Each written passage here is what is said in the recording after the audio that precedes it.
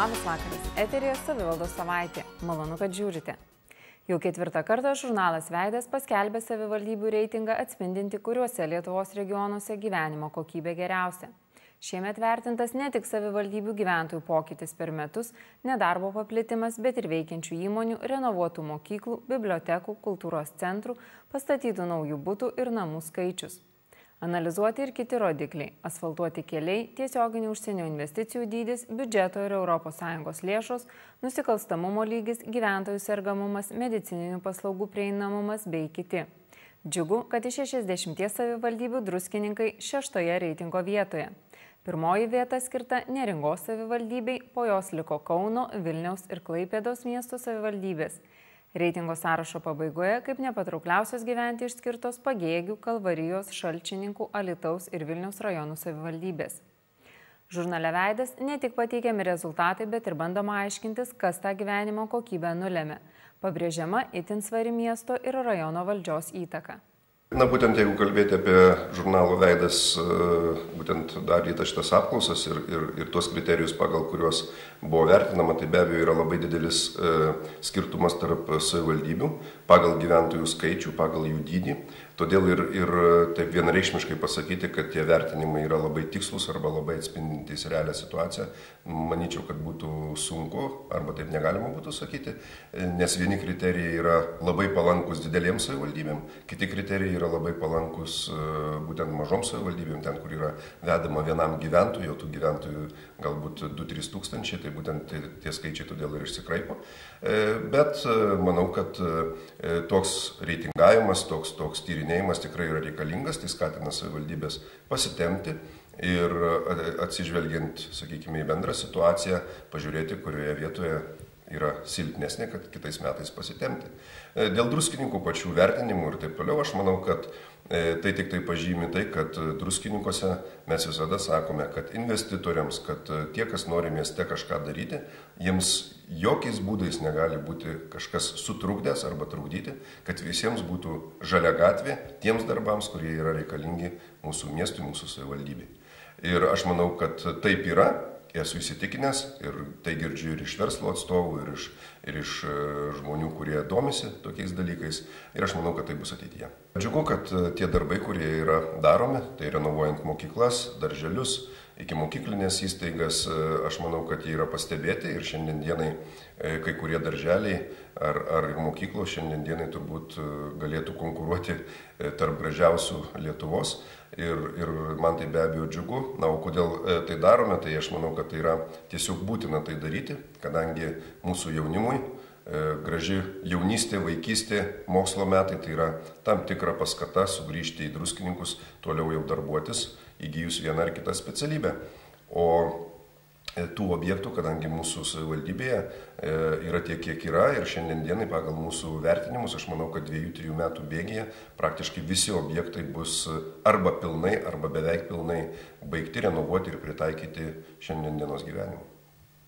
Penktadienį savivaldybės posėdžių salėje mero pavaduotoja Kristina Miškinienė ir atstovai iš Vengrijos aptarė kurortų situaciją šalyse, turizmo ir bendradarbiavimo galimybės.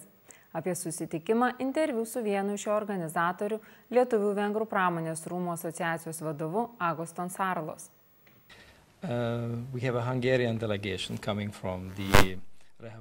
Mūsų delegaciją sudaro atstovai iš geriausių Vengrijos reabilitacijos ir sveikatingumo centrų, kurie veikia į druskininkus panašiuose kurortuose.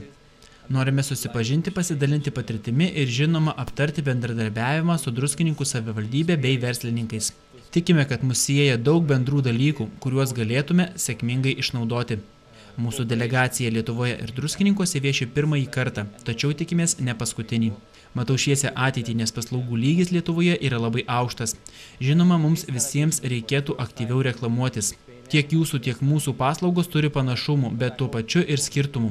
Todėl sutelkus bendras jėgas galime pasiekti labai daug. Pritraukti didesnius srautus turistų, investicijų, sukurti naujas darbo vietas. o šį kartą pas jus atvyko atstovai iš 2 žinomiausių Vengrijos kurortų – Hefkso, kuris ypatingas terminimis versmėmis ir karščiausių ežerų Europoje, bei Heitsobozlo, kuris kaip ir druskininkai turi itin ilgą istoriją bei gilias gydymo tradicijas. Mūsų infrastruktūra yra išties gerai išvystyta ir turime visas galimybės priimti ne 1,000 atvykusiųjų. Rehabilitation center, similar like Druskininkai, and we have also a very highly developed infrastructure where we can attract hundreds of thousands of patients from all over Europe. Daugelį pasaulio miestų, tarp jų ir Druskininkuose, rugsėjo 16-22 dienomis organizuojama Europos judriosios savaitės akcija Mieste be savo automobilio. Šiemet jos tema Keliauk su maniau, gyvenk sveikiau. Apie akciją ir numatomus renginius kurorte klausėme savivaldybės administracijos vyriausiai specialistą jaunimui ir sportui Aivarą Kadziauską. Paprastai šios iniciatyvos tikslas yra ne tik atkreipti visuomenės dėmesį į neigiamą transporto poveikį aplinkai, žmonių sveikatai, bet ir raginti visuomenės meniškai prisidėti prie švarios aplinkos išsaugojimo. Šių metų devizas ar akcijos tikslas yra Mieste be savo automobilio tema, tai yra Keliauk su maniau, gyvenk sveikiau ir būtent atkreipiama dėmesį siekiant išspręsti fizinio pasyvumo, antsvario ir nutukimo problemas, gerinti visuomenės tiek fizinį, tiek psichinę gerovę. Druskininkų savivaldybė šiais metais organizuoja šią akciją, taip pat prisideda prie organizavimo. Rugsėjo 16-22 dienomis ir kviečiame visas organizacijas, nevyriausybinės organizacijas, mokyklų bendruomenės, gyventojus. Nuo 16 dienos rugsėjo iki 22 dienos bus organizuojamos 7 val. Ryto rytinės mankštos, kurias ves sporto mokytojai, treneriai. Ir naujose aikštelėse, būtent kurios įrengtos prie Saulės pagrindinės mokyklos, prie Atgimimo vidurinės mokyklos ir bei prie Ryto gimnazijos. O judriosios savaitės ir akcijos Mieste be savo automobilio organizavimo šventę, baigiamąją šventę, būtent surengsime rugsėjo 22 dieną, planuojama surengti 1 val. Saulės pagrindinės mokyklos sporto aikštyne. Penktadienį meras Ričardas Malinauskas susitiko su Druskininkuose viešėjusia Japonijos ambasadorė Lietuvoje Miyoko Akashi ir jos vyru. Susitikime taip pat dalyvavo 2 žymus tolimosios šalies muzikantai, tądien koncertavę Druskininkų Mikalojaus Konstantino Čiurlionio menų mokykloje. Svečiams meras pristatė kurorto istoriją, papasakojo apie savivaldybės plėtrą, kartu aptarė itin keliauti mėgstančios japonų tautos galimus atvykimo skatinimo būdus. Japonijos ambasadorė pastebėjo, kaip sparčiai gražėja druskininkai ir mielai pasiūlė prisidėti prie informacijos apie kurortą sklaidos Japonijoje. Tęsime laidą. Kitąmet poilsio zona prie Vijūnėlės tvenkinio virs didžiuliu gražiu parku. Savivaldybė tęsė 4 milijonų litų vertės 2 investicinių projektų įgyvendinimą – Vijūnėlės tvenkinio vandens būklės gerinimas ir Vijūnėlės parko atnaujinimas. Apie šiuo metu vykdomus darbus kalbėjome su savivaldybės administracijos architektūros ir urbanistikos skyriaus vedėju, vyriausiojo architektu Viliumi Margeliu.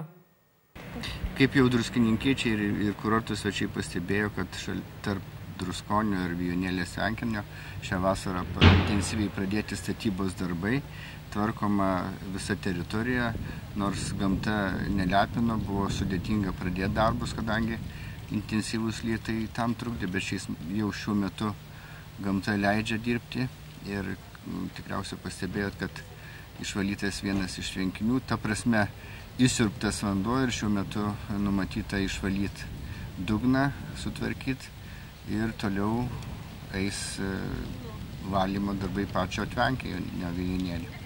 Įsiurbtas vanduo to mažesnio, kaip čia pasakyti, bevardžio to tvenkinėlio esančio tarp Druskonio ežero ir Vijūnėlės tvenkinio ir bus su technika išvalytas dugnas ir suformuoti krantai ir vėliau jis vėl bus sugrąžintas vandens lygis, koks ir buvo iki to. Tai bus visa teritorija tarp Druskonio ežero ir Vijūnėlės tvenkinio yra parengtas techninis projektas, nutiesti nauji takai, praėjimai, parkavimo vietos išplėstos, numatyta ir vasaros kavinės vieta, taip pat dekoratyvinis akcentas, kuris galbūt nustebins mūsų druskininkiečius ir mūsų svečius. Pilnai užbaigti Vijūnėlės parko darbus planuojama pavasarį. kadangi darbai žiemos metu tikriausia nebus pilnai vykdomi, o pavasarį bus pilnai užbaigti visi darbai. Šeštadienį daugiau kaip 40 lėktuvėlių iš įvairių Lenkijos ir Lietuvos miestų leidosi Druskininkų aerodrome. Čia rinkosi jungtinio šalių aviatorių reido dalyviai, kurių žygio tikslas skatinti aviaturizmą.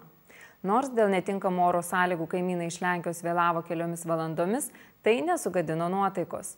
Bendraminčiai šiltai sveikino vieni kitus ir aptarinėjo iš viršaus matytos įspūdingas Druskininkų slidinėjimo trasų statybas, o kurorto gyventojai ir svečiai turėjo galimybę apžiūrėti įvairiausių modelių lėktuvus.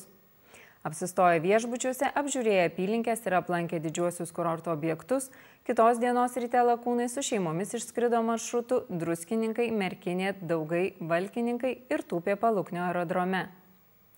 Šioje laidoje dar beliko priminti, kad rugsėjo 14 dieną savivaldybėje šaukiami finansų ir ūkio, o rugsėjo 15 dieną švietimo ir sveikatos komitetų posėdžiai. Savivaldybės tarybos posėdis bus šaukiamas rugsėjo 20 dieną 10 val. Tarybos posėdžių salėje. Ir tai jau visa informacija šios dienos laidoje. Ačiū žiūrėjusiems ir iki kito pirmadienio.